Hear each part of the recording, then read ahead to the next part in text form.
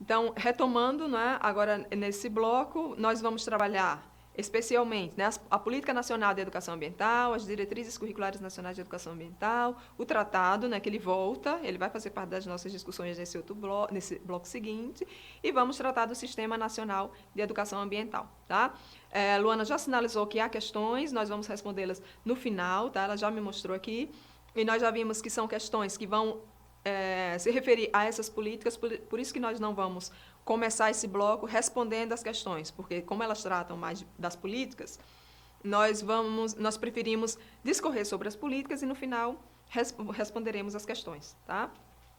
Então vamos dar início ao trabalho com as políticas educacionais, mas antes de detalhá-las, nós gostaríamos de fazer um outro questionamento a vocês, tá? Então vamos colocar a enquete na tela e vamos dar aí mais 1 minuto, tá? Para que vocês respondam.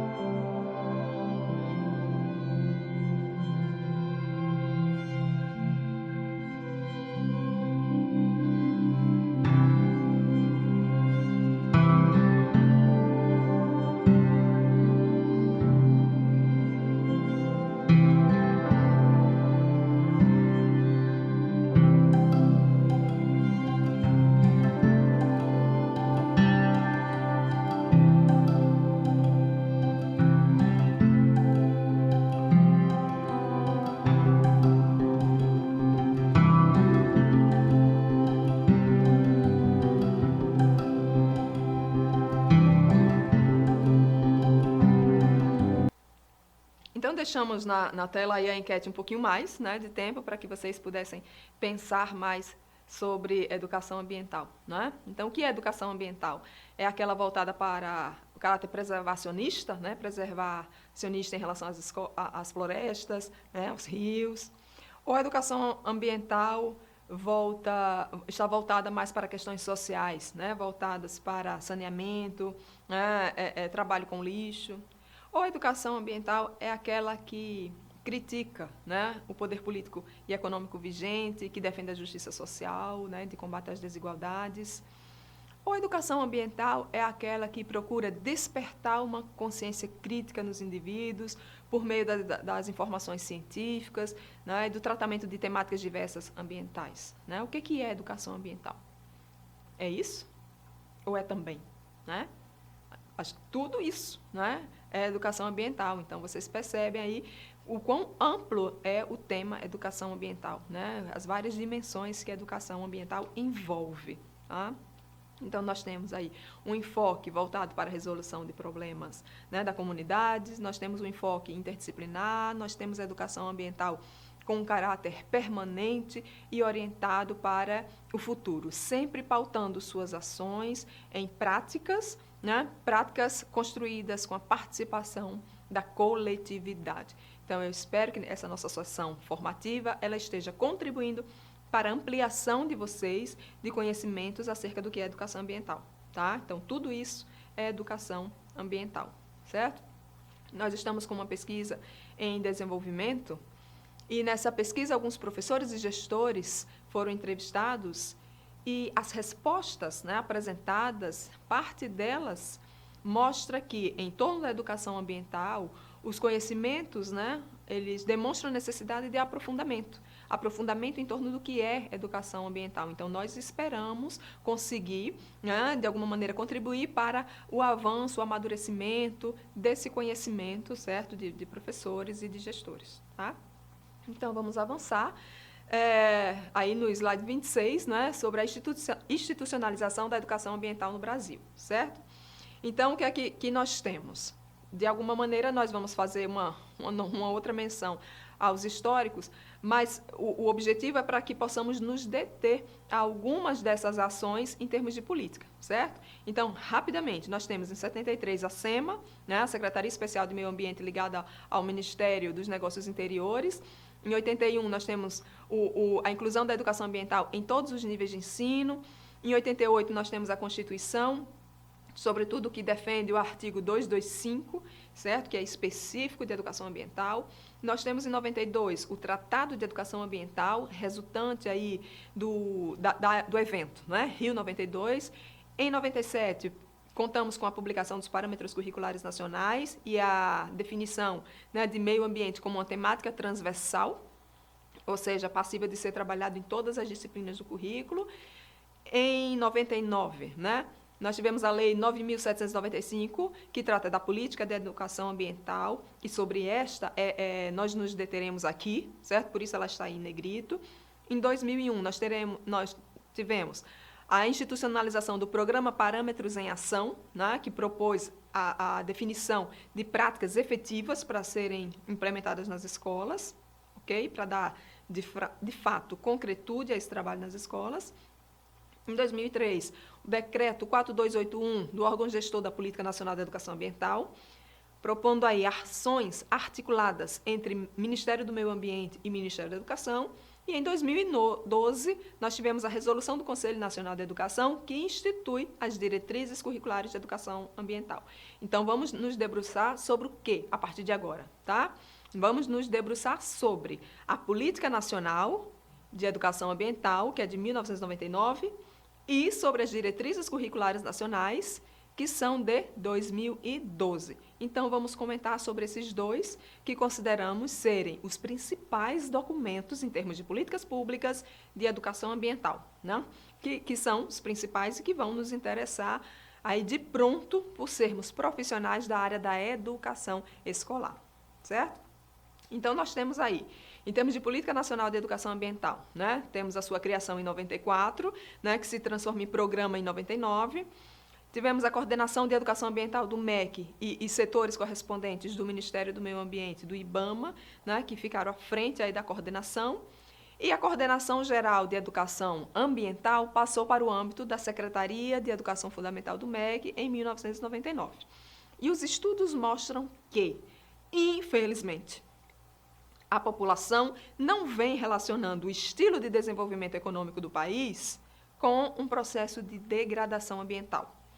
Essa dissociação, né, entre desenvolvimento e degradação, isso precisa ser melhor compreendido por todos os sujeitos brasileiros e nós, profissionais da educação, temos um papel fundamental no alcance desse objetivo, tá? E os estudos têm mostrado também que a educação ambiental ela é incipiente nas escolas. Ou seja, ela vem inicial, né? Simples e, pior, ela é caracterizada por um enfoque naturalístico, ou seja, ela não incorpora as diversas dimensões que integram o conceito de meio ambiente. Ou seja, considera a educação ambiental como cuidar do meio ambiente, né? Entende meio ambiente como natureza, ou seja, nós, profissionais de educação, temos muita responsabilidade, tá? Na difusão de conhecimentos, no aprofundamento de conhecimentos acerca do que é educação ambiental. A partir de que ação? Da ação demonstrada de que há diferentes dimensões envolvendo a educação ambiental. Então, precisamos trabalhar nas nossas escolas a dimensão, de fato, real da educação ambiental que vem sendo discutida de forma enfática e discutida por profissionais da educação desde, lembrem lá, né? União Soviética, Tbilisi, 1977. Em 84, nós estabelecemos que deveria ter educação ambiental nos currículos escolares brasileiros. Isso é confirmado em 1991 por portaria do Ministério da Educação. Nós tivemos, né, publicados os parâmetros curriculares nacionais, tivemos uma política, né, nacional de educação ambiental criada em 94, criada pela Presidência da República, que não para com suas ações, né, até então.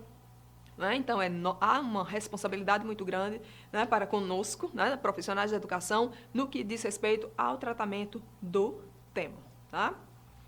Então, nós temos aí o Programa Nacional de Educação Ambiental, o PRONEA, né, que começa a ser construído em 1994, né, mas que tem, né, o seu funcionamento até 2005 como uma espécie de primeira edição, né, do programa, certo?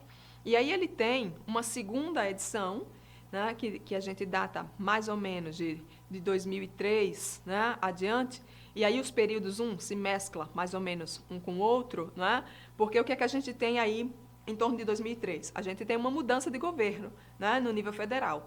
E essa mudança vai dar ao PRONEA uma certa mudança na sua estrutura de funcionamento e em suas propostas. Uma certa mudança, tá? Porque também não vai mudar muita coisa. Porque, veja, nada foi inaugurado, né, do todo em 2003. Porque, como vocês bem viram aqui, as discussões sobre a educação ambiental de forma ampla, elas vêm desde a década de 1970. Então, não mudou radicalmente, né, o viés do PRONEA a partir de 2003. Mas há ajustes, né, a implementação de algumas mudanças que vão fazer do PRONEA, né, algo mais profundo em termos de alcance da educação ambiental. Por quê? Porque vai considerar, a partir de então, a formação de professores, a formação dos educadores ambientais. Mas vamos ver como isso acontece, tá? Então, o PRONEA, ele previu 3 componentes, né, a partir de 2003. Quais foram eles? Que eu terminei acabando de destacar aqui, né? A capacitação dos profissionais da educação, né? Portanto, não só os professores, mas os gestores também. Então, a capacitação de gestores e educadores em relação, né, à temática da educação ambiental. Então, os agentes que atuam em educação escolar precisam ter um destaque no que diz respeito à temática no país, certo? Um outro componente é o desenvolvimento de ações educativas. E o terceiro, o desenvolvimento de instrumentos e metodologias contemplando diferentes linhas, tá? São as linhas de ação. E que linhas são essas? Nós temos aí 5 linhas que vão apontar, primeiro, gestão e planejamento, né, de educação ambiental no país. Veja a importância da gestão, né? 2, a formação de educadores e educadoras ambientais. Pela própria, né, escrita dessa linha, a gente percebe que as relações de gênero, elas também estão, né, ligadas às discussões sobre educação ambiental. Envolve aí a dimensão, né, social, cultural, tá? 3, comunicação para a educação ambiental. 4, inclusão da educação ambiental nas instituições de ensino. Isso envolve, inclusive, o ensino superior, tá? Então, não só educação básica. Quando falamos em instituições de ensino, falamos em todos os níveis. 5, monitoramento e avaliação de políticas, programas e projetos de educação ambiental. Por quê? Porque não basta, gente, sugerir. Porque sugerir ações, né, práticas para os redatores da política, né, e para os seus relatores, revisores do documento, não basta, né? Sugerir para que nós, aqui do outro lado, né, na escola, devamos dar conta de tudo e ponto final, não, isso não se sustenta. É preciso que haja uma consciência sobre o que precisa ser trabalhado. É preciso que haja capacitação dos profissionais que vai colocar isso em prática. E é preciso que haja avaliação do processo. É preciso avaliar. Ou seja, gestão, formação docente, estratégias de projetos, trabalho colaborativo. Vejam aí a terceira linha, né? Comunicação para a educação ambiental. Então, o trabalho colaborativo na escola é uma das condições para que uma educação ambiental, de fato, ocorra nas instituições de ensino. Vejam que as linhas, elas apontam, né, para ações articuladas também, não só no âmbito do Ministério da Educação, mas também do Ministério do Meio Ambiente. Então, é preciso que estejamos atentos, tá, acerca do que essas linhas estão propondo, porque elas trabalham de forma articulada, dando conta dos princípios da educação ambiental, que já vem lá desde o Tratado de Educação Ambiental e Sociedades Sustentáveis, de 1992. Tá? Então, falando de Política Nacional de Educação Ambiental, tá? Não vamos trazer todos os artigos aqui, vamos trazer só alguns que consideramos mais importantes, certo? Então, em termos de artigo 1º, né? Entendem-se por educação ambiental os processos por meio dos quais o indivíduo e a coletividade constroem valores sociais, né? Conhecimentos, habilidades, atitudes e competências voltadas para a conservação do meio ambiente, bem como de uso comum, né, do povo, essencial à sadia qualidade de vida e sua sustentabilidade. É um trecho que, na verdade, repete praticamente o que já está na Constituição, certo? E que vai apontar aí para valores, atitudes, enfim, a educação ambiental como um processo, como algo que precisa estar presente ao longo da vida do sujeito, certo? Artigo 2º.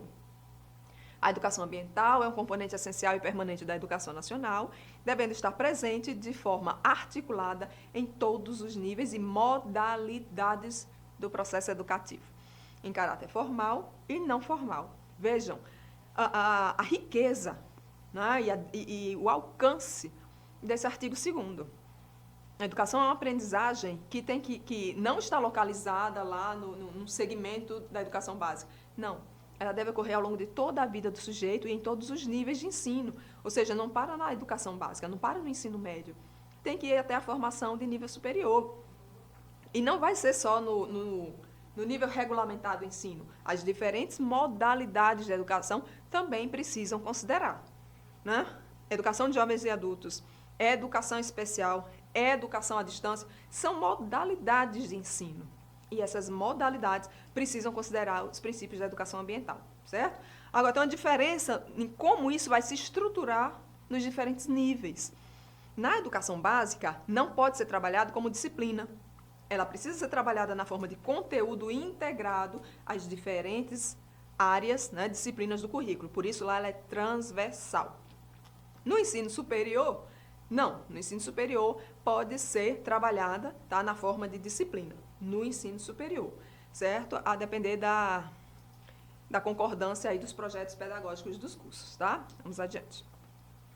Em termos de princípios básicos, certo? Nós temos aí vários incisos relativos aos princípios básicos, certo? Que eu vou me permitir pedir licença para vocês aqui para fazer a leitura, porque tem alguns colegas, como eu já disse, eu acho que eu já falei aqui, né, que estão acompanhando a nossa sessão formativa via celular e acompanhando só o áudio, né? E aí é por isso que também é bom esse curso nessa modalidade semipresencial, porque às vezes a gente pode, com um curto espaço de tempozinho ali na agenda, né, colocar em diferentes suportes, né, computador, notebook, iPad, celular, né, a gente tem o contato com a sessão formativa, tá? Então, alguns cursistas estão acompanhando mais o áudio, então eles não estão tendo acesso ao slide, certo? Então, para que eles não percam, eu vou me permitir a leitura, tá? Então, por conta disso, se fosse o contrário, não faria essa leitura, certo? Num encontro presencial, por exemplo, jamais um professor está lendo slide. Aqui é por conta dessa razão, tá? Em respeito aos colegas, né, que estão nessa condição, para que eles tenham, de fato, meios de acompanhar toda a sessão, tá certo? Acho que ficou claro, certo? Então, vamos lá. Em termos de princípios básicos de programa, né, de Política Nacional de Educação Especial, de Educação Ambiental, né? O que é que diz o artigo 4º? Inciso 1º, em termos de princípios, né? É preciso que adotemos o enfoque humanista, holístico, democrático e participativo. Então, se a gente fala, né, na defesa da coletividade, da organização, do incentivo ao protagonismo juvenil, né, na escola, nós estamos falando em educação ambiental. Se nós estamos dando um enfoque à educação de caráter humanístico, né, de formação integral do sujeito, nós estamos atendendo a princípios da educação ambiental. Se nós falamos em gestão democrática da escola básica, da escola pública, nós estamos falando em princípios básicos da Política Nacional de Educação Ambiental, certo?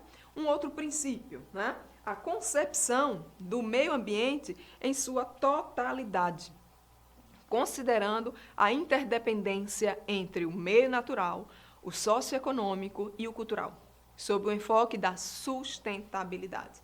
Ou seja, o ser humano, ele é total. E a maneira como nós vamos, né, discorrer sobre as experiências humanas no tempo e no espaço à luz da perspectiva ambiental precisa levar em consideração essa totalidade, esse caráter global, esse caráter integral. Tá? 3. O pluralismo de ideias e concepções pedagógicas na perspectiva de multi e transdisciplinaridade, né? Transdisciplinaridade. Ou seja, pluralismo de ideias. O que isso tem a ver com o meio ambiente? Não, o que isso tem a ver com educação ambiental? Diferentes concepções de mundo, né? Diferentes perspectivas sobre um determinado evento humano? Sim, isso é educação ambiental. Porque isso envolve relações humanas que precisam ser saudáveis, pautadas no respeito à diferença, né? Respeito. Ok? Isso é diversidade, né? Isso é diversidade cultural, isso é diversidade, é marca, na verdade, do nosso princípio maior, né, de organização política no Brasil. Isso está referendado na Constituição de 88, certo? 4. A vinculação entre ética, educação, trabalho e práticas sociais. Vejam que é impossível você dissociar uma coisa da outra. Como é que você vai dissociar educação, né, práticas sociais, de uma postura ética? Né? Mas vamos adiante. 5. A garantia de continuidade e permanência no processo educativo, certo? Que é algo, gente, constitucional. Né? Um sujeito, cidadão, ele tem que ter acesso a uma educação de qualidade. E quando nós falamos em educação de qualidade, lembra lá da sessão formativa sobre direito à educação. Né? Quando nós falamos em educação de qualidade, nós falamos em acesso e permanência do sujeito na escola. Ele não tem que ter acesso só à matrícula, ele tem que ser matriculado, ele tem que entrar na escola e ele tem que gostar da escola, aprender alguma coisa. Né? Ele precisa estar na escola e aprender, se desenvolver. Né? Aprender alguma coisa que preste, que funcione, certo? E isso é educação de qualidade, porque do contrário, vem a evasão. Vamos adiante, né? 6. A permanente avaliação crítica do processo educativo. Então, eu não apenas lanço propostas de trabalho, eu não apenas sugiro ações, eu preciso estar atento à avaliação daquilo que ocorre na escola. E a avaliação crítica, ela significa o quê? Que eu vou avaliar o meu aluno para dar um retorno razoável para ele, né? Explicativo, acerca do conceito que ele recebeu na avaliação, né? Se ele foi aprovado, se ele não foi aprovado. Não significa avaliar o aluno, ou apenas o aluno, ou o que supostamente ele aprendeu. Avaliar criticamente significa avaliar o trabalho que desenvolvemos, o como fazemos, né? Não é o que fazemos, é o como fazemos, como aquilo que foi feito nos levou àquele determinado resultado. Aquilo que precisa ou que precisaria ser revisto, tendo em vista, né, a melhoria do resultado. Isso integra, né, o princípio da avaliação permanente do trabalho. 7. A abordagem articulada das questões ambientais locais, regionais, nacionais e globais. Nós precisamos articular constantemente o que ocorre aqui e lá, no local e no global, no local e no regional, no nacional, no global. Essa articulação é necessária na forma de contextualização da experiência dos alunos, da experiência humana, porque há questões que ocorrem no nosso local e que ocorrem em tantos outros locais, mas que, apesar de serem as mesmas questões, as soluções elas podem ser diferentes, porque as comunidades elas são específicas. Então, por exemplo, nossa comunidade ela pode ter um problema no tratamento dos resíduos sólidos, por exemplo. Aí tem uma escola que está localizada no município, lá de algum município do estado do Acre, que passa pelo mesmo problema. Mas o tratamento que é dado lá é o mesmo que pode ser dado aqui? Quais são as particularidades do processo? O que é semelhante? O que é diferente? Para que nós cheguemos às decisões, precisamos primeiro conhecer essa comunidade, certo? Ou seja, nós não somos uma ilha, né? Não, nossos problemas são problemas que ocorrem em outros ambientes. Como ocorrem em outros ambientes e como nós podemos solucionar no nosso ambiente, né? Mas 8. O reconhecimento e o respeito à pluralidade e à diversidade individual e cultural. Falar em diversidade é falar em docência. Falar em pluralidade e diversidade é falar também em gestão escolar, certo? E em termos de objetivos, né? Artigo 5º. Refere-se o artigo 5º aos objetivos fundamentais da educação ambiental, certo?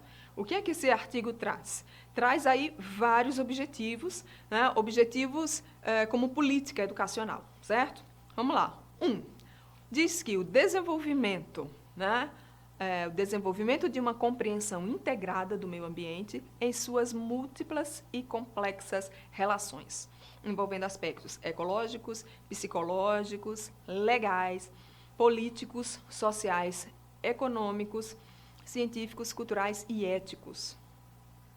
Vejam quantas dimensões, né, envolvem os objetivos. São muitos os aspectos. E isso é fruto de uma compreensão integrada, de uma visão sistêmica da sociedade. 2. Objetivo 2. A garantia de democratização das informações ambientais. Isso aponta para a necessidade de transparência na difusão e acesso às informações, na importância da veracidade das informações. Olha aí o cuidado, tá? A atenção que nós devemos ter, né, no desenvolvimento da capacidade de discernimento para lidar, por exemplo, com as redes sociais. Tá? Isso é educação ambiental. 3. Objetivo, né? O estímulo e o fortalecimento de uma consciência crítica sobre a problemática ambiental e social. Ora, eu preciso conhecer, eu preciso compreender, eu preciso refletir sobre a sociedade. Né? 4. O incentivo à participação individual e coletiva, permanente e responsável. Isso na preservação do equilíbrio do meio ambiente, entendendo-se a defesa da qualidade ambiental como um valor inseparável do exercício da cidadania. Educação ambiental é democrática, logo, ela exige participação. E eu preciso participar dos processos, dos rumos, da organização dos rumos da minha escola, da escola em que eu trabalho, na escola em que eu estudo, na escola em que eu sou gestor. Eu preciso participar também, não só desse universo, eu preciso participar, né, das discussões que ocorrem no meu bairro, que ocorrem na minha família, que ocorrem no meu curso de capacitação, gestão e diversidade na escola. Ou seja, eu participo, porque a educação ambiental não está ligada apenas à escola. Como ela é marcada por diferentes dimensões, né, o seu caráter básico extrapola os muros da escola. É na vivência mesmo em sociedade que a educação ambiental se faz presente e urgente. Portanto, lembre-se, a educação ambiental ela deve ocorrer no ambiente tanto formal quanto no ambiente não formal de educação. Tá? Então, família, bairro, né? Curso de capacitação não, porque é formal, né? É ambiente formal de formação. Né? Por isso, enviem as questões para que possamos respondê-las. Tá? Participação, isso é participação. Participem. 5. O estímulo à cooperação entre as diversas regiões do país em níveis micro e macro-regionais. É preciso pensar que as escolas, gente, são diferentes. Então, você está no micro, mas apesar das diferenças, as escolas integram um todo, né? E precisamos atentar para as relações, né, institucionais. E, nesse sentido, pensarmos em cooperação. Né, visando o equilíbrio, né, das relações, buscando aí os princípios de liberdade, igualdade, solidariedade, democracia, justiça social, responsabilidade e sustentabilidade, certo? Temos os 6, né, voltado para o fomento e o fortalecimento da integração entre ciência e tecnologia, certo?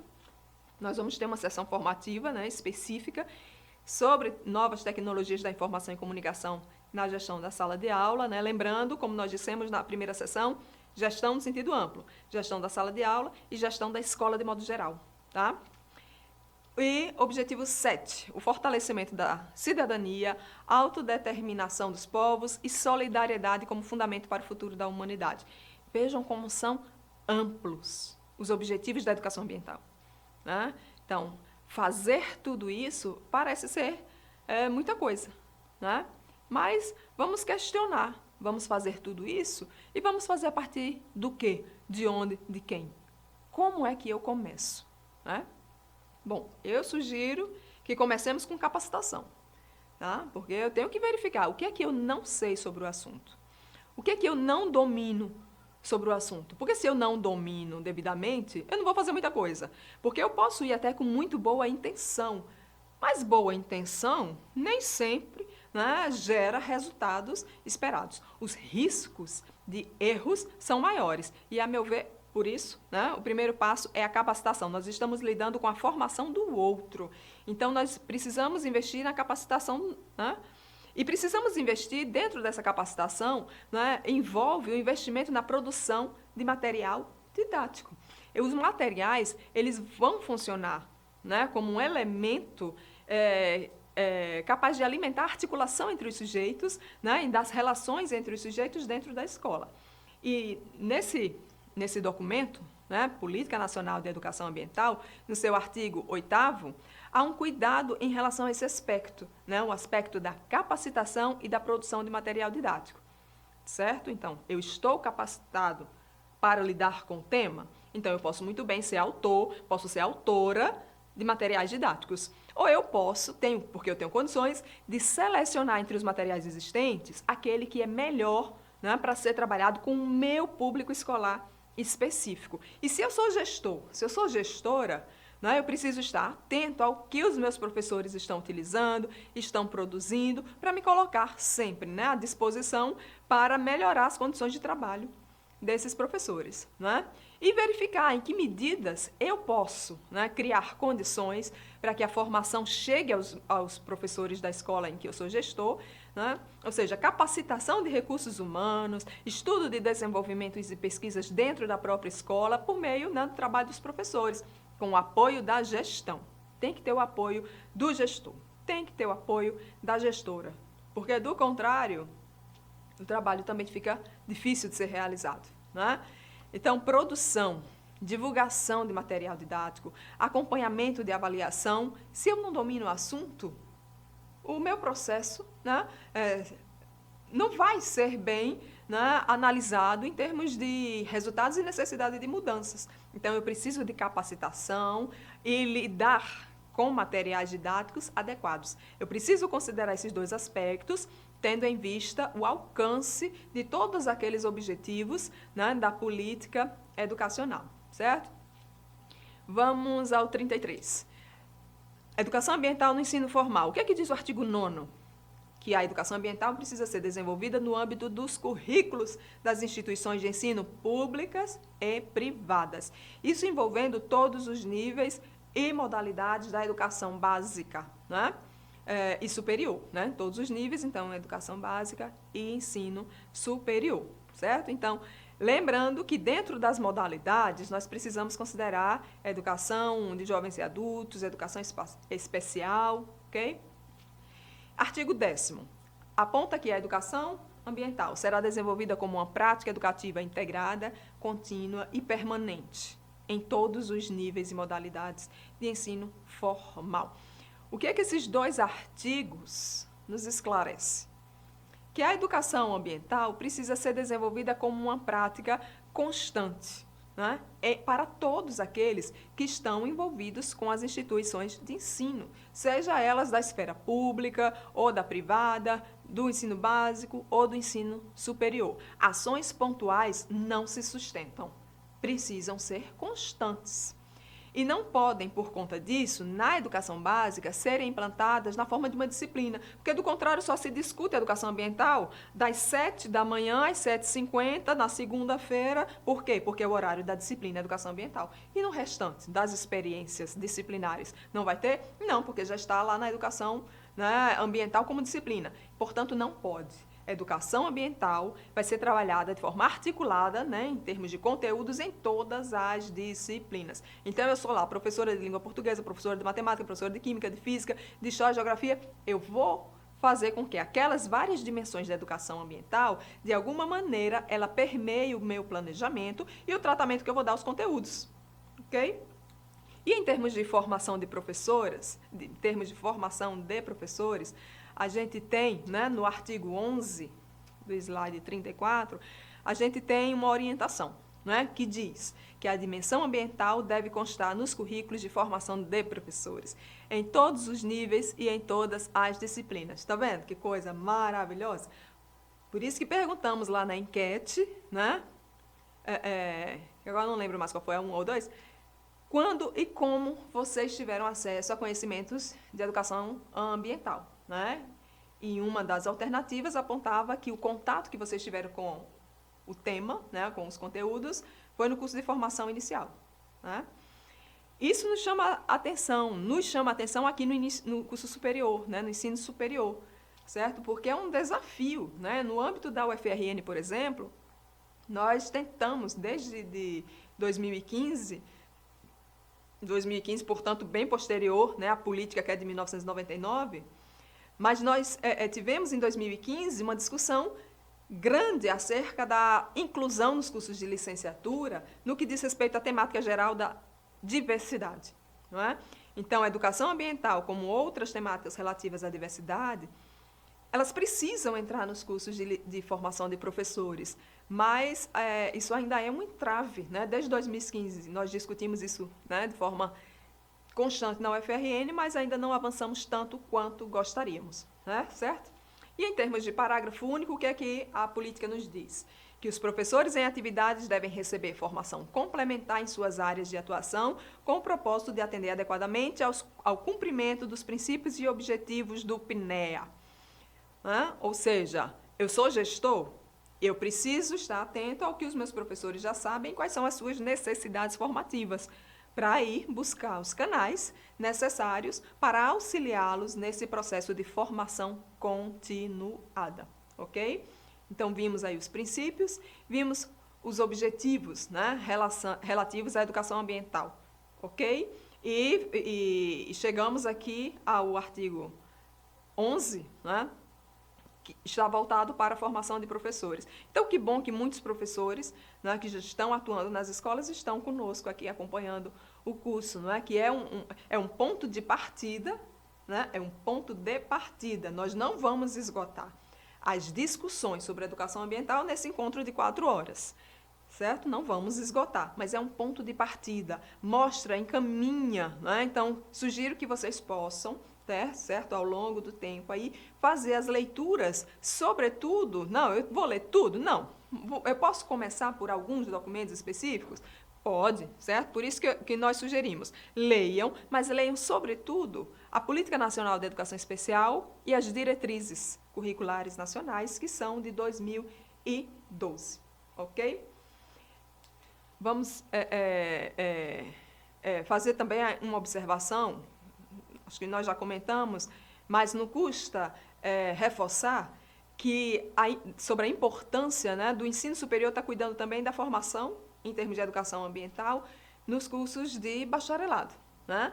Porque nós vamos ter contato, né, em termos de relações humanas nos hospitais, em empresas, né, em diversas entidades que não são instituições voltadas para o ensino formal, mas que têm um processo educativo ali por trás, né, ou na base. E as relações, né, porque a educação ambiental não é algo pontual, é algo relacional. Então, se há relações humanas, se há relações sociais, se há relações culturais, então, princípios da educação ambiental precisam, né, estar presentes. Então, a importância da educação ambiental está na formação global, né, integral de todos aqueles que estão sendo formados no ensino superior, ok? Mas vamos dar sequência, né? Em termos de políticas, eu gostaria de dar uma ênfase aqui a vocês, em termos de política, destacando o decreto 4.281 de 2002, que regulamenta a Política Nacional de Educação Ambiental. Veja que é um processo, 1994, 1999, né, em 2002 vem uma regulamentação. E o que é que traz essa regulamentação? Traz a criação do comitê assessor, né, e prevê a existência da CIEA, que são as comissões estaduais interinstitucionais de educação ambiental. Vejam, as políticas elas não param, né? Constantemente as políticas estão sendo aprimoradas, né? Estão sendo aprofundadas, seguem as mesmas perspectivas, né? Que são perspectivas mundiais, mas elas estão sempre amadurecendo. Então, em termos de legislação, nós estamos, né, muito bem servidos, né? Precisamos, de fato, executar, né, esse trabalho voltado para a educação ambiental. Aí, avançando no slide 36, o que é que nós temos? Nós temos a continuidade desse aprofundamento, né? Em específico, a um aspecto. Qual?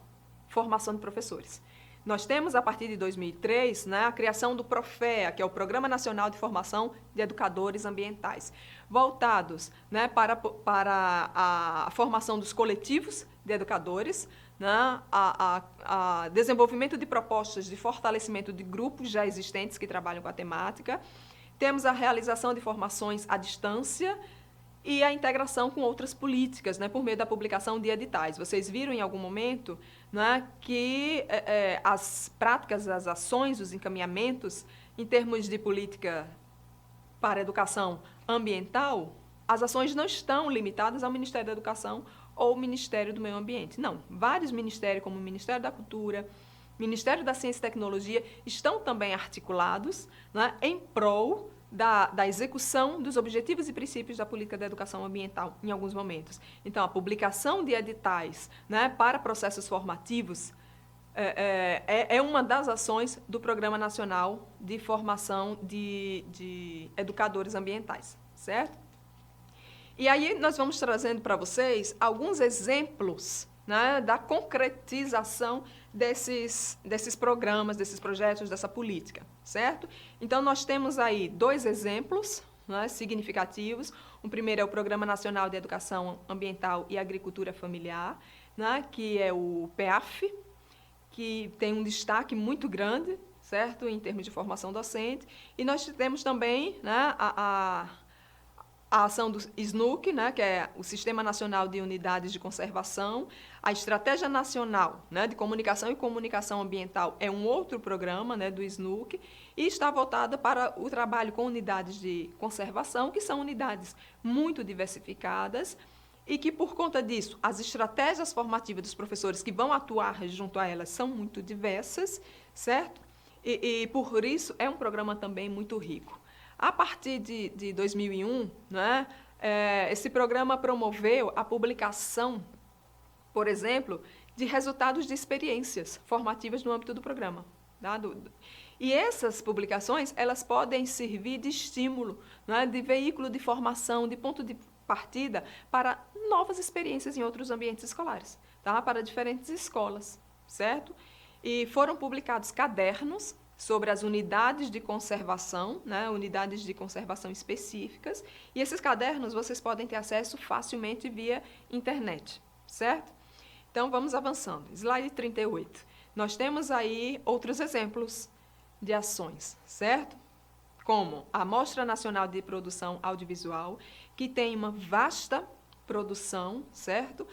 Acerca das ações aí do Circuito Tela Verde, que nós podemos utilizar como recurso didático, né, e até utilizar os curtas ou como recurso em si, né, e como estímulos para que nós mesmos possamos, nas nossas escolas, construir os nossos próprios curtas, a partir das demandas, a partir das questões próprias das nossas escolas, né? Fazendo com que nossas escolas se mostrem como autônomas na produção também dos seus próprios materiais didáticos.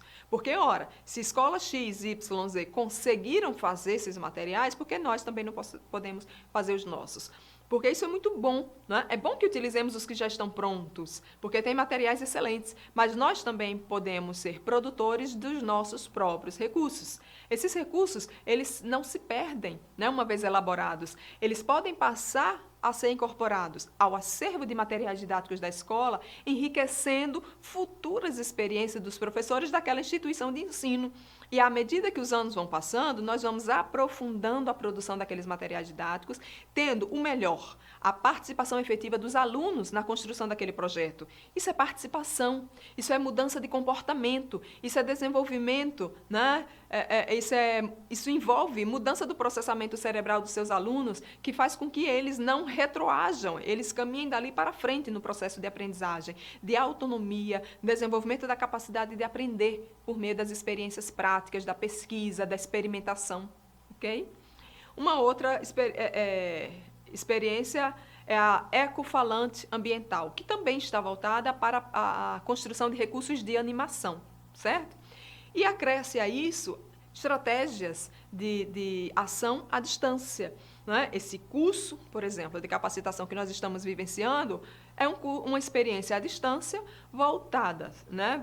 Uma experiência voltada para a difusão de conhecimentos relativos à educação ambiental, nessa sessão específica, certo?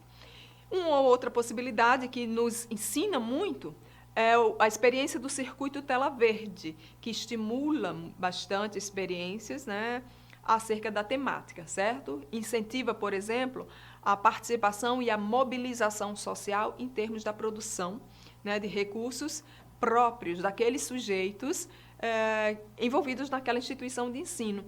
E quando nós falamos em protagonismo juvenil, né, esse protagonismo ele é estendido também para os professores. Então, os professores desenvolvendo-se, né, como autores dos seus próprios projetos de trabalho e dos recursos didáticos que alimentam a sua prática pedagógica, eles também se tornam protagonistas das próprias práticas docentes e não reprodutores, né, de recursos elaborados por outros sujeitos em outros espaços, com outras demandas e outras questões a serem analisadas, discutidas, problematizadas. Okay? Então, autonomia, protagonismo do processo didático, isso é uma orientação da educação ambiental. Tá? Então, dando seguimento, né, aí nas nossas DCNs de educação ambiental, o que a gente tem aí? A gente tem uma diferença em relação às políticas. A política, né, nacional da educação ambiental que é um documento mais amplo. As diretrizes curriculares não, são um documento mais específico no que diz respeito ao nosso trabalho de profissionais de educação, certo?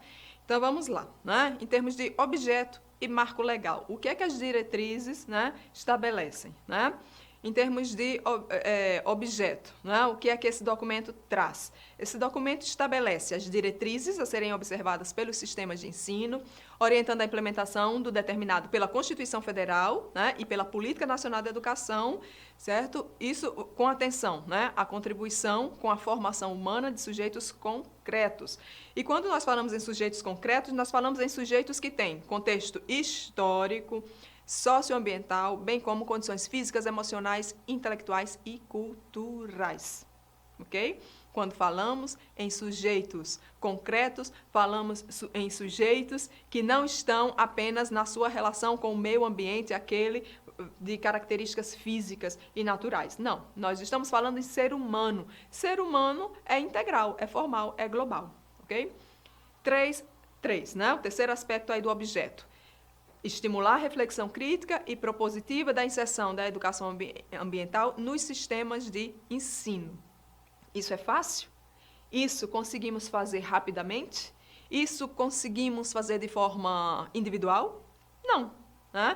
Não é fácil desenvolver esse trabalho. É preciso um domínio teórico, conceitual, mas é preciso que comecemos por algum lugar. Não é? Então, vamos adiantar. Então, a educação ambiental é algo intencional e, por conta disso, ela traz, né, objetivos específicos, né, como nós podemos ter noção pelo que aponta aí o slide 41, certo? Então, aponta para a construção de conhecimentos, atitudes, valores, né? Ela direciona o sujeito para ações concretas e ações concretas envolvem atitudes e valores.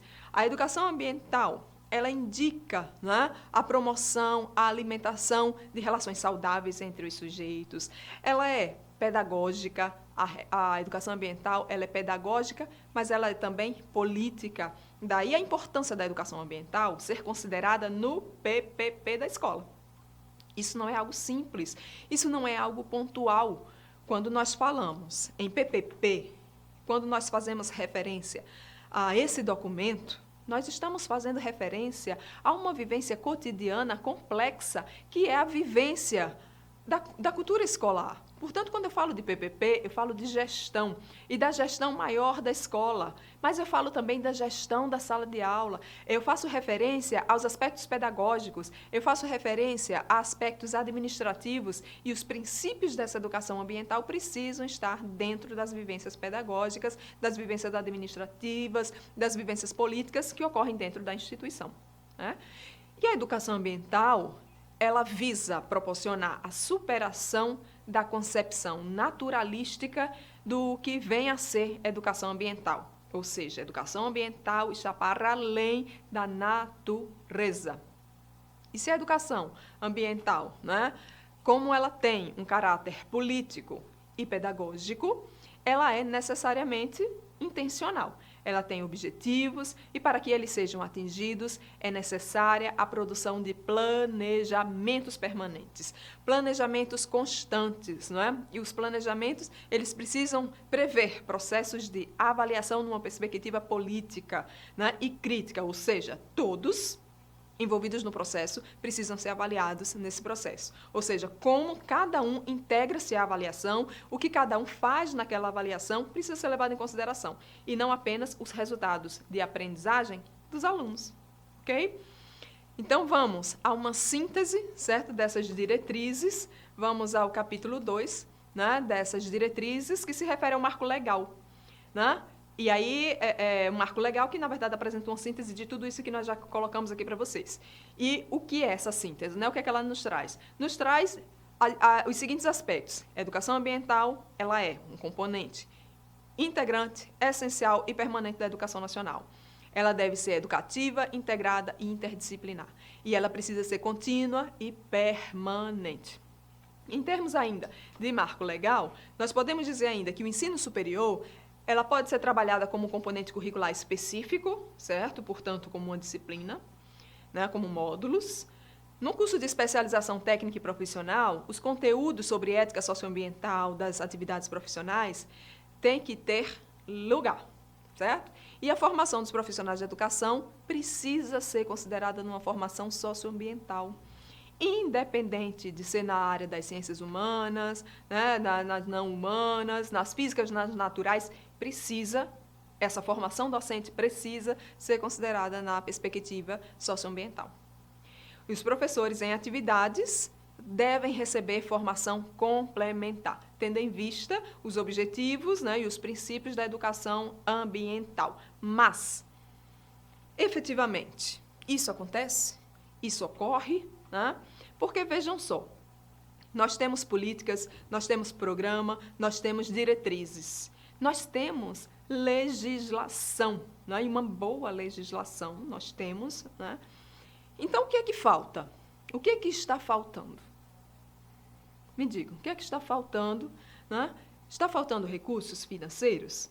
Está faltando professor com boa qualificação? Está faltando qualificação continuada? Está faltando professor formado ou qualificado especificamente em relação ao tema educação ambiental?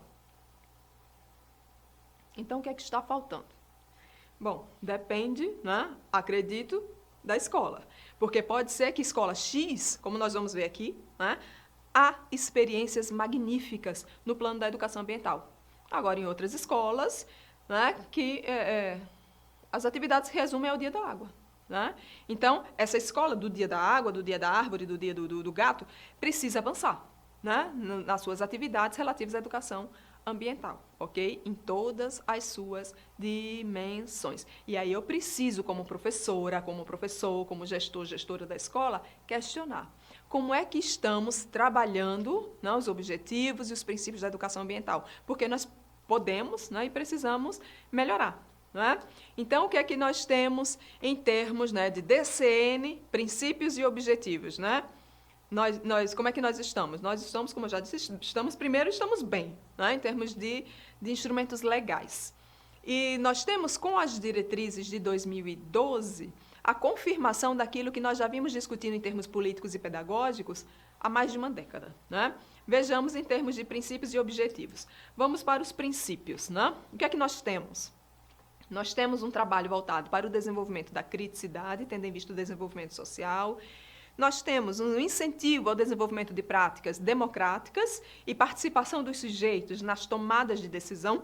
Nós temos também, não é, uma defesa em respeito à pluralidade, né, que deve ser social, étnica, cultural, racial, de gênero e outras mais. O meio ambiente, né, natural, né, ele precisa ser considerado em articulação, né, com aspectos sociais, econômicos e culturais, ou seja, a escola ela precisa, de fato, ser considerada como uma instituição pedagógica e política. Essa é uma compreensão que está presente nas diretrizes curriculares da educação ambiental. Certo?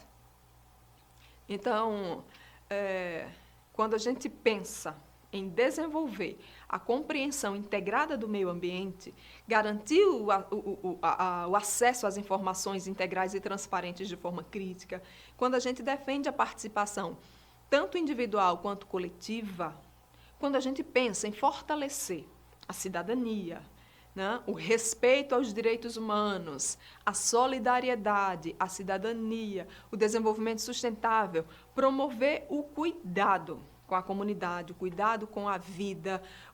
Quando defendemos a necessidade de conhecimento sobre a nossa biodiversidade, tudo isso, né, são princípios que vão estar apontando para o envolvimento das pessoas, né, está apontando para a necessidade de mobilização social e política, entendida como base, né, como necessidade para a efetivação da cidadania e, consequentemente, a uma educação ambiental geral.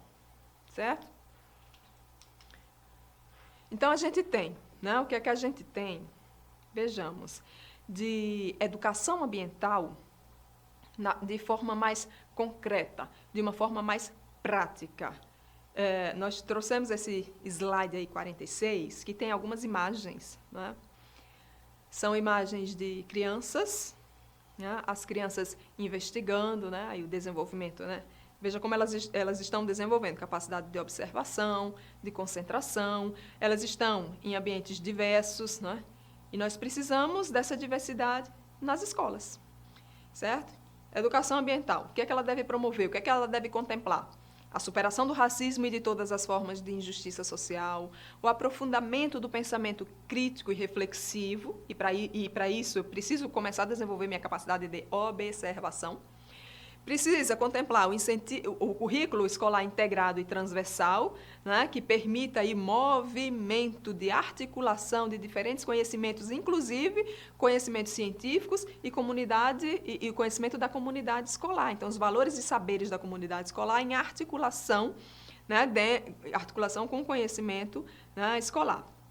Deve contemplar ainda o incentivo à pesquisa e diferentes instrumentos pedagógicos, que é a prática discente e docente, né, integrada em prol do desenvolvimento de uma cidadania ambiental. Isso envolve a conscientização do processo formativo, né? E deve contemplar instituições de ensino como espaços educadores sustentáveis. E, para isso, precisamos, inicialmente, diagnosticar como é que está o funcionamento da escola, para podermos pensar em ações que venham a melhorar a sustentabilidade institucional, certo? E tudo isso precisa ser apontado, né, considerado na prática, porque já é considerado na legislação. Então, por isso que eu disse que em termos legais nós estamos bem, nós estamos avançados, né? E são determinações legais. Então, não são sugestões, não são possibilidades, se vocês acharem por bem. Não, são determinações. Os currículos precisam contemplar, certo? Educação ambiental. Então, fazemos votos, né, que esses conhecimentos sobre a educação ambiental que estamos trabalhando aqui hoje contribuam para mudanças de perspectivas e práticas de vocês nas escolas. Nós vamos ter os nossos encontros presenciais mensais e esperamos, né, que nesses encontros nós tenhamos os relatos de vocês, né, acerca de experiências relativas a ações no âmbito da educação ambiental que conseguiram avançar, né, se tornar mais complexas e contribuir mais e melhor para a formação de todos os envolvidos com a coletividade, né? Alunos, professores, gestores e demais envolvidos com a escola, ok? Esperamos os relatos de vocês nos encontros presenciais, certo? Então, em termos de síntese, né? É importante que nessas sessões formativas, como elas são um pouco longas, é importante que a gente volte e algumas sínteses, né? E eu penso que uma síntese que é muito importante que fique com todos nós é que a educação ambiental vai para além do meio físico e natural, né? Se nós estamos falando de educação ambiental, nós estamos falando em formação de pessoas para uma sociedade democrática e colaborativa. Por isso ela tem que ir, essa educação tem que ir para além do Dia da Árvore, do Dia da Água, tem que ir além da orientação de escovar os dentes com a torneira ligada, tem que ir além do simples ato de juntar o que não presta para reciclagem. Né? Precisamos ir além disso, né? Porque chegar e dizer, nossa, eu separo os meus materiais, né, o meu lixo para reciclagem, então eu tenho uma consciência, nossa, ultra, né? Sinto muito, a educação ambiental vai além disso. Né? Então, se eu discuto, por exemplo, reciclagem na minha escola, eu tenho que questionar, por exemplo, como estão as experiências, os hábitos de consumo dos sujeitos. Eu não posso deixar de problematizar as vivências, né, de consumo ou a experiência consumista que leva à reciclagem de materiais ou de determinados materiais. Eu não posso discorrer sobre reciclagem sem problematizar como é que está sendo feito o tratamento dos resíduos sólidos na minha comunidade.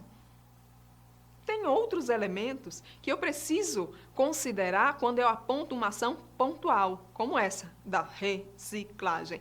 Né? Senão o sujeito fica até feliz. Nossa, eu produzi foi muito lixo. Né? Vou contribuir muito para a reciclagem. Não, então você termina pela ação pontual bem intencionada, muitas vezes desvirtuando a real questão, né, que deveria estar em discussão. Ok? Em termos de organização curricular, o que é que as diretrizes apontam? Não é? Em termos de organização curricular, inserção de conhecimentos sobre a educação ambiental nos currículos. Veja, sobretudo com foco na educação básica. Nós vamos tratar aqui, quando pensamos em currículo, não no que será trabalhado, mas no como se faz. Certo? Não é o quê, porque não existe o conteúdo ou os conteúdos relativos à educação ambiental. O que existe é o como isso vai chegar aos alunos, porque não existem conteúdos específicos de educação ambiental. Eles já existem por si, ao longo, né, diluído ao longo dos conteúdos das demais disciplinas escolares. Por isso a proposta para trabalhar a educação ambiental na educação básica, ela vem por meio da proposta da transversalidade. A proposta não é de construção de uma disciplina específica, mais uma para colocar na grade de horários, né, de aulas dos alunos. É um negócio sério, né, esse negócio de grade de horários. Porque você engessa, né, cria mais disciplinas, não é esse o propósito da educação ambiental. O propósito é da transversalidade. Os conteúdos eles já existem nos currículos, e aí o que é que nós precisamos fazer? Enfatizar nos conteúdos determinados aspectos que nos remetem às vivências do meio ambiente, né? Da educação ambiental. Eu tenho dificuldades de pensar sobre isso. Então, vamos cuidar do planejamento. Né? Eu preciso planejar. Planejar é pensar, é rever práticas, é propor alternativas para que novos resultados melhores possam ser concretizados. Claro que o exercício do planejamento na escola, em grande medida, né, ele tende a ser bem sucedido quando há um apoio, né, e um incentivo da gestão da escola para que isso ocorra. Tudo bem que às vezes o gestor também é muito bem intencionado e ele quer que o planejamento ocorra, mas ainda não há na escola uma cultura, né, de planejamento naquela escola. E aí é preciso que os professores revejam, né, como eles enxergam o planejamento escolar, né, a importância que eles atribuem, né, a esse exercício da docência, porque isso é exercício docente, para o sucesso aí das suas práticas, certo?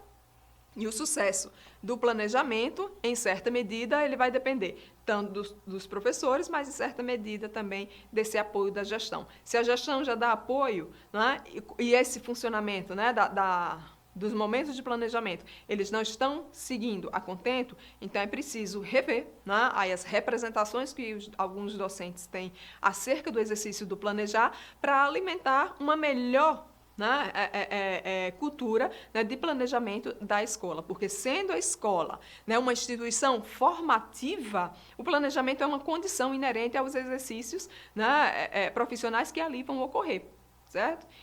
Então, o que nós precisaríamos considerar, né, especialmente nesse planejamento para levar em consideração os princípios da educação ambiental? Considerar diferentes linguagens, nós podemos considerar a produção, né, de materiais didáticos diversificados para atender às necessidades dos alunos, mas nós precisamos precisamos nunca abrir mão do exercício da contextualização, porque quando nós contextualizamos o conteúdo, né, que nós vamos trabalhar em sala de aula, nós trazemos necessariamente o local. Lembram lá da importância do local em articulação com contextos mais amplos? Isso integra os princípios da educação ambiental. Se eu contextualizo o conteúdo, se eu contextualizo aquele conhecimento, eu trago para a cena da sala de aula necessariamente as experiências locais, porque eu estou contextualizando a partir das experiências de vida dos meus alunos. Então, o local, a comunidade escolar está sendo considerada. E o planejamento precisa contribuir para a contextualização dos conteúdos. Mas não só.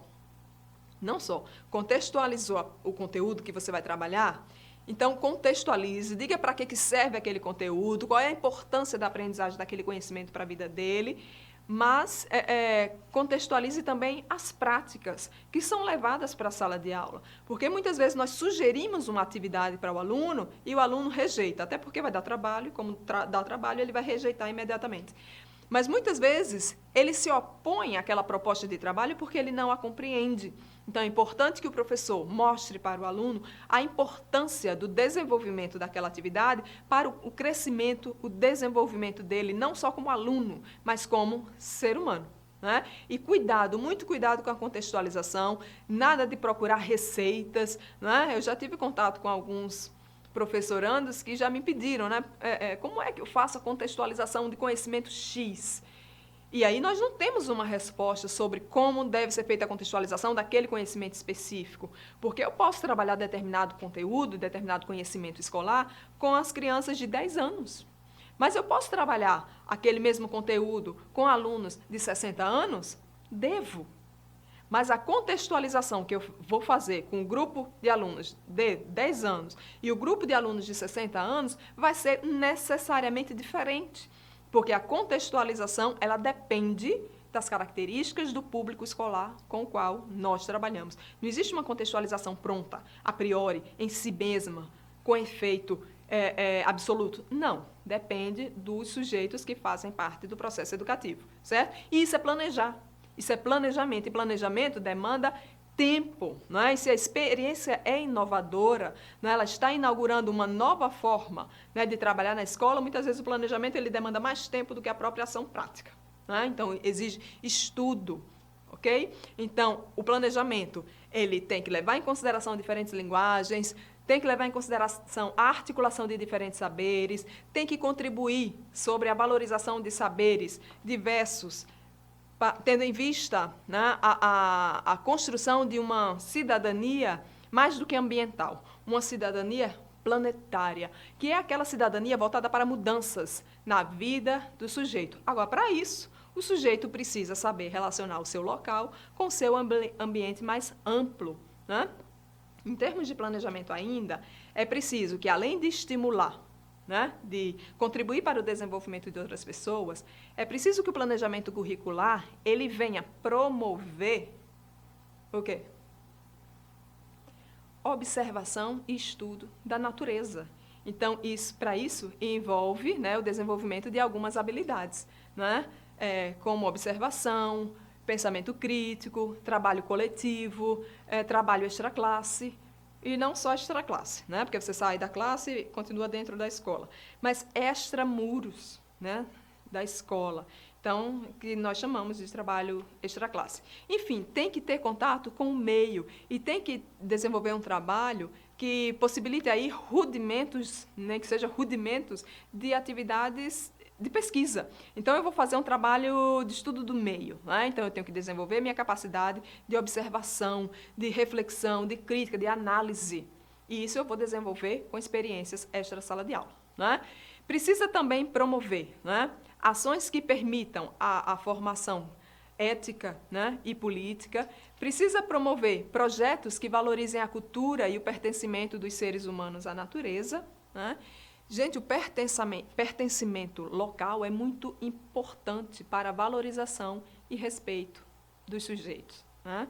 Cultura local, o famoso empoderamento do sujeito, passa pelo desenvolvimento, pelo amadurecimento desse sentimento de pertencimento do sujeito, que muitas vezes, né, violentado nos seus aspectos sociais, ele passa a não ter clareza sobre a sua identidade. Ele não consegue se ver ligado a um determinado local, a um determinado ambiente, ele se vê desenraizado. Ele perdeu ligação com seus referenciais civilizatórios. Ele perde isso, às vezes, até por algumas vivências descontextualizadas que ocorrem dentro de algumas escolas. Tá? Então, é importante desenvolver projetos que valorizem a cultura e o pertencimento dos seres humanos ao meio. Okay? É preciso que o planejamento curricular promova a produção de conhecimento científico responsável, né?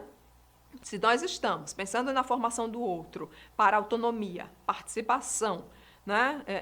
Cidadania, nós precisamos produzir conhecimento científico. Mas isso é possível na escola? Ora, nós precisamos, ao menos, compreender dados científicos, sua linguagem e desenvolver capacidade de interpretar aquilo ali. Né? É possível fazer isso na escola? Claro que é. Né? Mas pode ser que em determinadas comunidades escolares não haja condições, naquele momento, de levar, né, a promoção, desenvolvimento de pesquisa de caráter científico. Mas isso não quer dizer que você não vai aproximar os sujeitos daquela experiência, né, de conhecimento científico. Ele pode não produzir conhecimento científico porque ainda não amadureceu, né, aquele sujeito ainda não desenvolveu as habilidades necessárias, está em processo de crescimento, amadurecimento, aprendizagem. Mas eles podem, né, compreender dados científicos na sua linguagem e elaborar excelentes interpretações, produzir sínteses, né, conclusões extremamente coerentes, né, extremamente complexas, extremamente concretas sobre aquilo com os quais eles tiveram contato por meio de linguagens diferentes. Né? Então, nós temos a possibilidade de levar isso para a escola. Planejamento curricular precisa promover isso. Então, planejamento curricular precisa promover também formação de grupos favoráveis ao trabalho coletivo. Isso é fácil? Promover trabalho coletivo na escola? Acho que não, né? Nem sempre é fácil.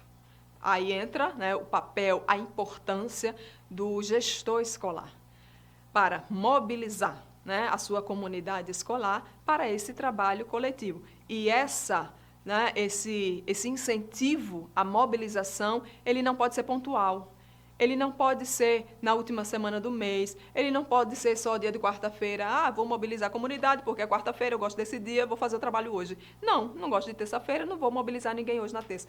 Não, cada um faz o seu trabalho individualmente. Não, a mobilização da comunidade em prol da melhoria da qualidade de funcionamento daquela instituição, isso é algo permanente, né, nas ações do gestor escolar, certo?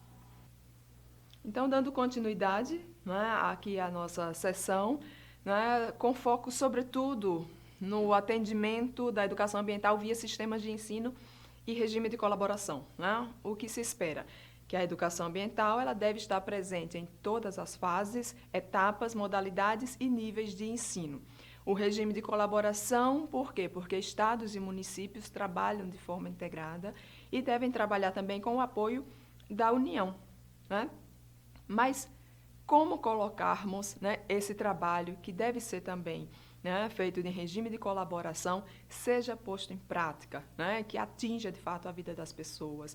Como de fato nós vamos fazer com que a educação ambiental chegue às escolas? Lembrem-se, ela está institucionalizada e deve estar nas escolas. Não é uma opção. Não quero trabalhar com educação ambiental, não gostei desse negócio, não gostei dessa coisa, não me interessa. Não, ela está institucionalizada e ela deve estar na escola, certo? Então, o que fazer? Né? Para colocar lá em prática, que caminhos, né, nós poderíamos tomar?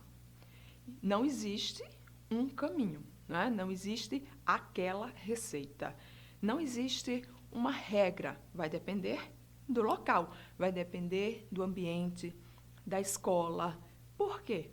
Porque cada escola possui o seu problema, né? Os seus problemas, que às vezes são semelhantes a outras escolas, não é? Mas a maneira, a forma como nós vamos conduzir o processo e analisarmos a situação para encontrarmos possíveis soluções, vai depender em grande medida dos seus sujeitos, né? Do seu público escolar. Então, existem problemas e existem possibilidades. E que bom que existem possibilidades. Então, o que nós vamos fazer? Não é? Vamos identificar possibilidades, vamos ouvir os colegas e vamos decidir de forma colegiada, de forma colaborativa, como melhor agir diante dos problemas. Não é? Então, nós temos aí no slide 52 algumas possibilidades. Possibilidades não ligadas à prática específica de um professor, mas aos sistemas de ensino. Veja, estamos tratando agora, né, do que fazer em termos de sistema de ensino. Que possibilidades seriam essas? Investimento na formação inicial e continuada dos professores. Isso é importante, né, considerarmos que existe, né, de alguma maneira, ou que existiu, né, de uma forma muito forte, sobretudo entre os anos aí de 2005 e 2012, acredito que em 2012, com uma oferta, né, de cursos, sobretudo de especialização, via universidades públicas, né, esse é em nível de especialização de forma gratuita para professores da rede de ensino público.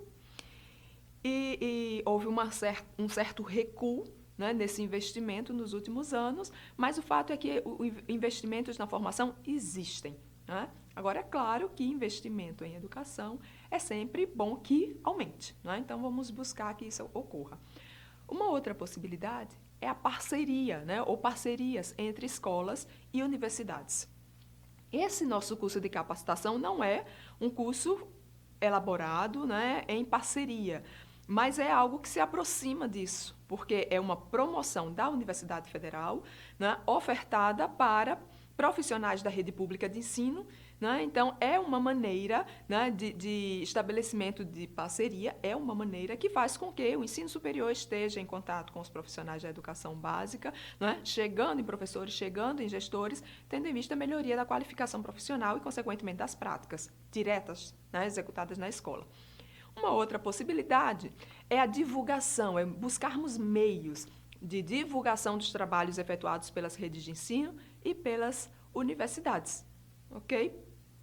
Por quê? Porque nesse momento aqui, que nós estamos gravando para vocês, que vocês estão nos assistindo, tem professores, né, nas escolas desenvolvendo experiências maravilhosas, né, nesse exato momento. E nós temos conhecimento disso? Não temos conhecimento, porque nós professores, somos péssimos, né, propagandistas, divulgadores do nosso bom trabalho.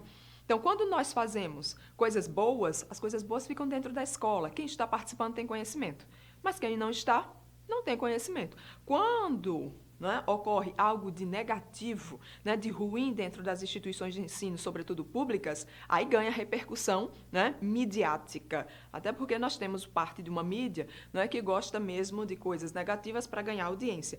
Então, coisas ruins ganham repercussão. Coisas boas ficam, né, alocadas dentro da escola e nós não temos conhecimento das excelentes experiências que estão ocorrendo no ensino público. Então, nós precisamos divulgar os bons trabalhos, né, que são divulgados. E aí, por onde? Pela mídia aberta ou por outras vias, né? Porque, nesse sentido, nós temos o apoio, por exemplo, das novas tecnologias, né, nos ajudando, né, criando canais de comunicação relativamente fáceis, né, e de grande alcance para divulgar nosso trabalho.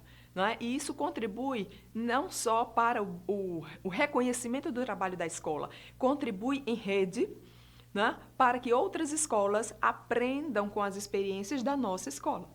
E nós aprenderemos com as experiências divulgadas pela outra escola. E vamos aprender, vamos adaptá-la, vamos revisitá-la, para que na nossa escola, né, um trabalho de qualidade semelhante, né, em termos de princípio, seja também executado. Ok? Então, bons resultados precisam ser divulgados porque eles são também formativos para aqueles com quem têm contato. Ok? Então, precisamos dar corpo, visibilidade aos resultados do nosso bom trabalho. Tá? Então, professores, apareçam. Né? E em termos do que fazer? O que nós podemos também considerar? Fomento e financiamento à pesquisa.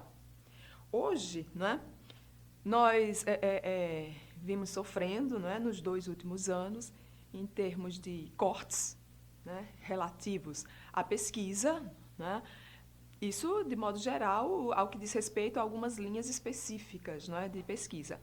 E é claro que isso repercute em termos socioambientais para todas as sociedades, porque não é só o funcionamento das instituições de ensino que terminam sendo afetadas, né, o que já seria muito, mas é a repercussão, né, as consequências negativas, né, que ocorrem na sociedade pela diminuição da pesquisa no país. Uma outra possibilidade é a articulação das escolas e comunidades por meio do estabelecimento de parcerias socioambientais. Então, é importante, e aí entra o papel, né, do gestor. Então, é importante que o gestor busque, né, os seus professores também, mas o gestor, com o apoio dos gestores, busquem essa articulação com a comunidade escolar. Do contrário, não podemos falar em projetos de educação ambiental. Né? Porque a comunidade escolar ela precisa, inclusive, participar da elaboração do currículo da escola. Ela precisa estar no momento da discussão do projeto político-pedagógico, precisa participar do processo de avaliação crítica desse projeto. Por quê? As necessidades de melhorias da escola, do seu funcionamento, precisam ser consideradas a partir também daqueles, né, que têm como tem o seu lugar, né, de receptores desse trabalho que a escola faz, de aprendizagem. Então, quem é, né, o sujeito que tem a aprendizagem como foco? É o aluno. Né? E, consequentemente, suas famílias, a comunidade escolar precisa desse retorno, desse resultado da escola, que é a aprendizagem. Então, o processo de elaboração curricular precisa levar em consideração também a comunidade escolar. Né? E aí eu já entrei praticamente no outro, né, aspecto, que é a adaptação de currículo, de acordo com as necessidades da escola, certo? E um outro aspecto é a produção e a aquisição de materiais didáticos. Em algum momento eu já falei, né, nessa sessão, da importância dos professores elaborarem, né, e também utilizarem bons recursos didáticos, serem bons selecionadores de materiais didáticos contextualizados para nossos alunos. Tá? E, né, vamos a algumas experiências práticas, né, concretas. Já citei aqui produção de curtas, né? Exemplo de ações como o programa, né, de agricultura familiar, que também está, né, empenhado na produção de material audiovisual. Né? Sugeri, né, a experiência do Cinema Minuto, né, que tem uma professora de uma das universidades federais do Rio de Janeiro que trabalha, né, sobre essa experiência do Cinema Minuto, que é, em síntese, né, levar, né, de forma orientada aos nossos alunos a produção de material audiovisual. Com a utilização do seu celular, do seu smartphone, né, eles iriam produzir um material a partir de estudos, a partir de questionamentos, de problematização, e iriam elaborar os seus materiais, certo? São também possibilidades de projeto, ok? Mas vamos pensar em alguns projetos específicos, certo? Em termos de educação socioambiental, quando a gente pensa em projetos, a gente pensa numa perspectiva crítica e transformadora, não é? Que isso, na verdade, buscaria o quê? Buscaria a transformação da informação em conhecimento, né? E isso em todas as áreas. Tá? Informação pela informação, o menino pega na internet, né? Pega até no WhatsApp. E vocês sabem como é que as informações via WhatsApp, como é que elas chegam, né? Em termos de veracidade, em termos de consistência. Então, as informações elas precisam ser transformadas em conhecimento. Precisamos desenvolver a capacidade de discernimento dos nossos alunos. Isso é um dos princípios da educação ambiental. Desenvolver a capacidade de perceber, né, de identificar, né, de forma transparente o teor realmente da informação. Precisamos também que os nossos projetos de educação ambiental possibilitem uma ponte entre o cotidiano, né, a nossa vivência diária, e o conhecimento científico. Isso nos leva à busca de significados, à busca de contextualização. Então, se eu vou entrar em sala de aula para dar aula e não pensei em contextualizar, sinto muito, eu tenho que recuar, eu tenho que voltar e pensar nesse exercício de contextualização. Por quê? Porque muitas vezes a minha aula ela pode não ter o resultado esperado pura e simplesmente por falta de contextualização. O conhecimento que iria ser trabalhado, ele tem uma relação direta com o cotidiano do aluno, mas o aluno não percebe, ele não tem que perceber, né? Não tem que perceber. O professor precisa trabalhar isso com ele. O professor é o profissional, né? Então, eu preciso fazer com que a minha aula ela seja permeada de significados, né? Para fazer com que o aluno tenha despertada a curiosidade para o aprender. Tá? E nós precisamos também levar em consideração no projeto, né, na perspectiva socioambiental, levar em consideração 2 procedimentos. Tá? Primeiro procedimento, nós precisamos levar em consideração, considerar a realidade em que vive o indivíduo e lidar com o meio ambiente imediato e a compreensão que tem dele, né, como ponto de partida. Porque quando a gente fala em sustentabilidade, né, essa fala, ela implica em justiça social. Essa proposta de ação implica em melhoria da qualidade de vida. O discurso e a prática precisam estar voltados para o desenvolvimento de um equilíbrio ambiental. E quando a gente fala em equilíbrio ambiental, a gente se refere ao meio físico, natural, social, histórico, econômico e cultural do sujeito.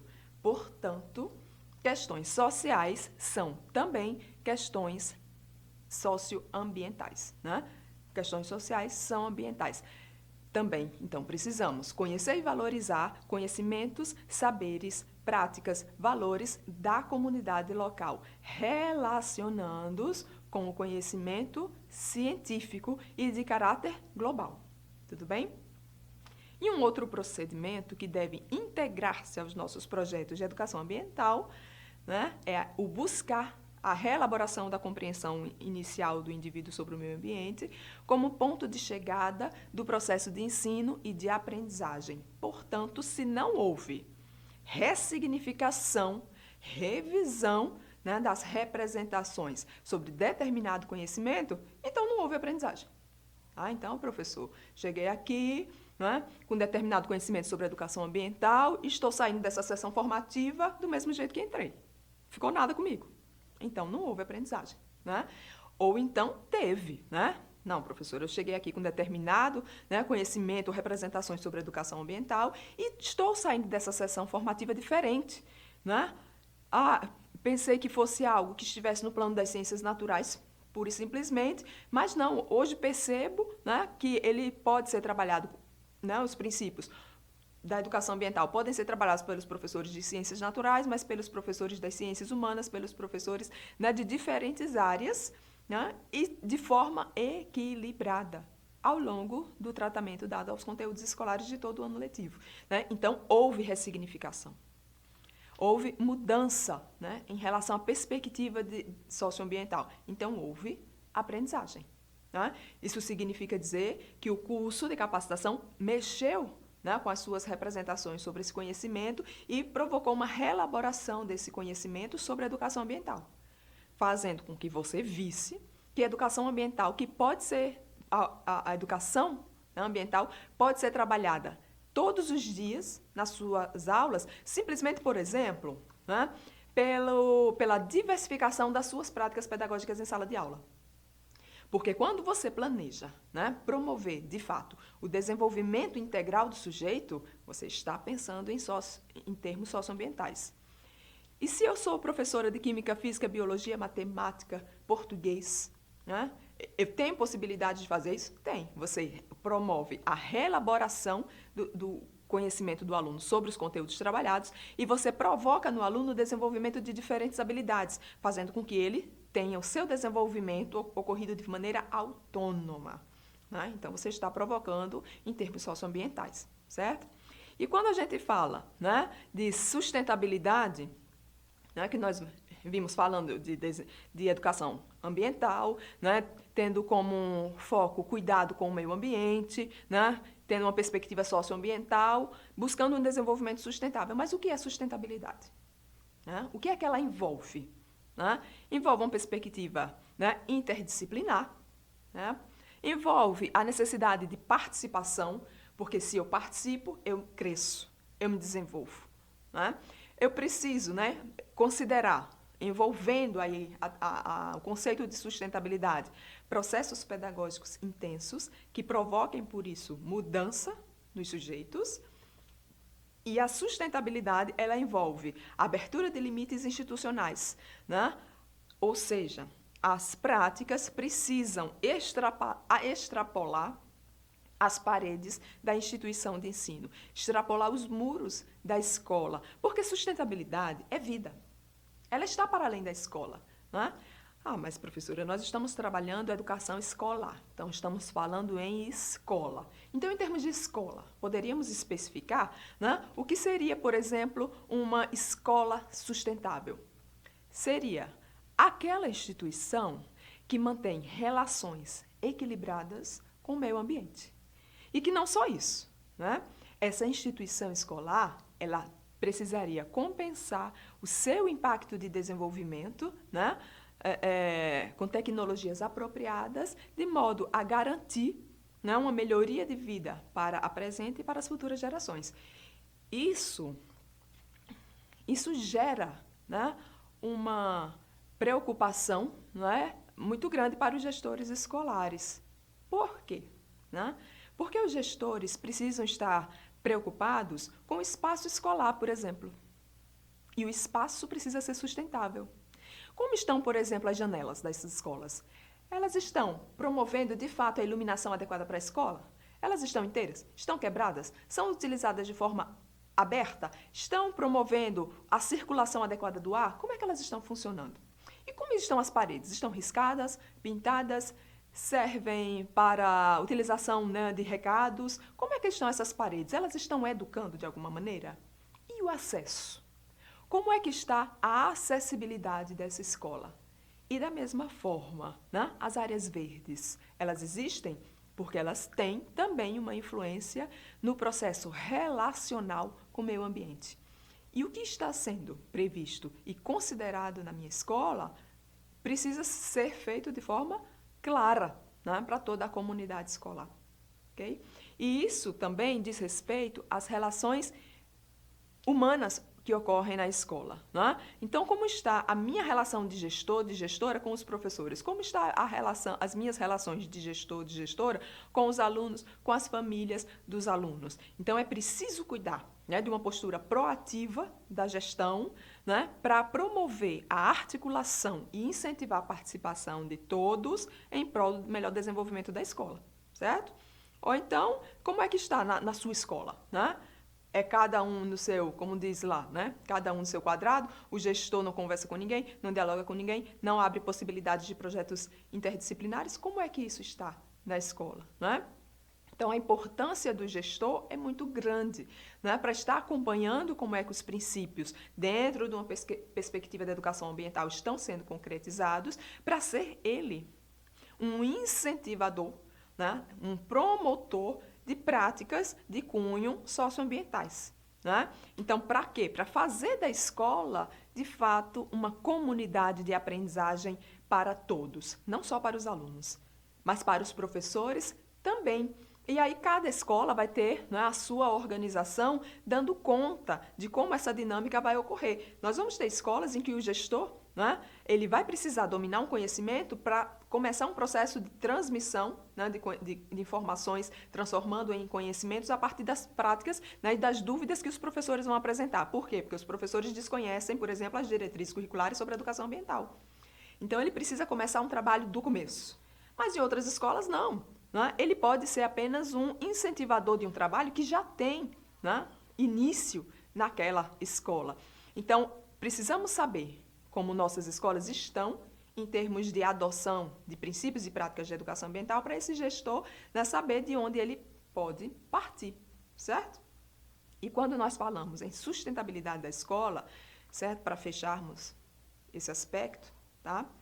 Eu queria dizer o seguinte, quando a gente fala em uma escola sustentável, a gente tem que contar que a sustentabilidade ela precisa ser física, ela precisa ser econômica, ela deve ser social e ela deve ser também cultural.